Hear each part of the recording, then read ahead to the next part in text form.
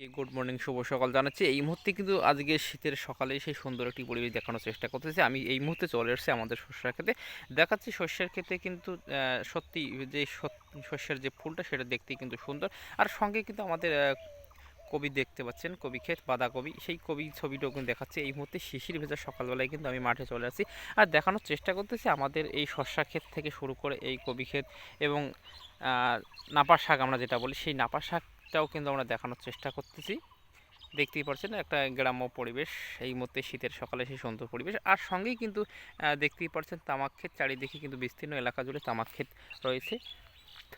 কেননা কৃষি প্রধান দেশে যারা কৃষিকাজের সঙ্গে যুক্ত তারা অবশ্যই এই সমস্ত কৃষিকাজ করবেই, এবং কৃষিকাজটা অবশ্যই আমাদের সকলেই করা উচিত এবং সেটা ভালো করেই করা উচিত এবং তার যত্ন নেওয়া উচিত। না হলে কিন্তু কৃষিকাজ থেকে যে প্রফিটটা, কৃষিকাজ থেকে লাভবান হওয়ার বিষয়টা কিন্তু আমরা দেখতে পারবো না। আর এই মুহূর্তে যে কথাটা আবারও বলতেছি, দেখতেই পাচ্ছেন প্রচণ্ড হারে কিন্তু শীত পড়েছে, যার ফলে চারিদিকের সেই সুন্দর পরিবেশটি কিন্তু আমরা আপনাদের সম্পূর্ণ দেখাতে পাচ্ছি না।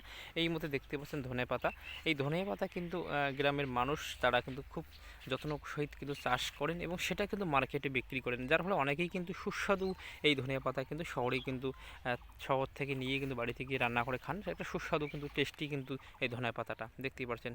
আর সঙ্গে দেখতেই পাচ্ছেন নাপা শাক, সঙ্গে বাঁধাকপি দেখানোর চেষ্টা করতেছি আমার বাড়ির পাশে, এবং আমাদের নিজস্ব সেই সবজিগুলো আমি দেখানোর চেষ্টা করতেছি আপনাদেরকে সকলকে। আশা করি সকলেই ভালো আছেন, সুস্থ আছেন। আপনাদের মতামতটি অবশ্যই কমেন্ট বক্সে জানাবেন। আপনারা কীরকম ভিডিও চাচ্ছেন সেই অবশ্যই আপনারা মতামত জানাবেন। আবারও যে কথাটি বলতেছি, এই মুহূর্তে কিন্তু আমি আমার পুকুর পাড় থেকে আমার পুকুরের ছবিটাও দেখানোর চেষ্টা করতেছি। তো শিশির ভেজা সকালবেলায় কিন্তু পুকুরের জল কিন্তু একদম বরফ যাকে বলে সেই বরফে পরিণত হয়েছে, হাত দেওয়া যাচ্ছে না এই মতো অবস্থা। যার ফলে পুকুরে প্রচুর মাছ থাকার ফলেও কিন্তু অনেকেই কিন্তু এখন এই মাছ ধরতেও কিন্তু যাওয়াটা একটা সমস্যা।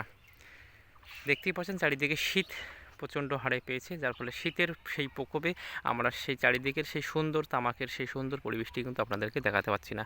আবারও সবাইকে শুভ গুড মর্নিং জানাচ্ছি। ভালো থাকবেন, সুস্থ থাকবেন। Thank you. আবার দেখা হবে নতুন কোনো বিষয় নিয়ে। All the best.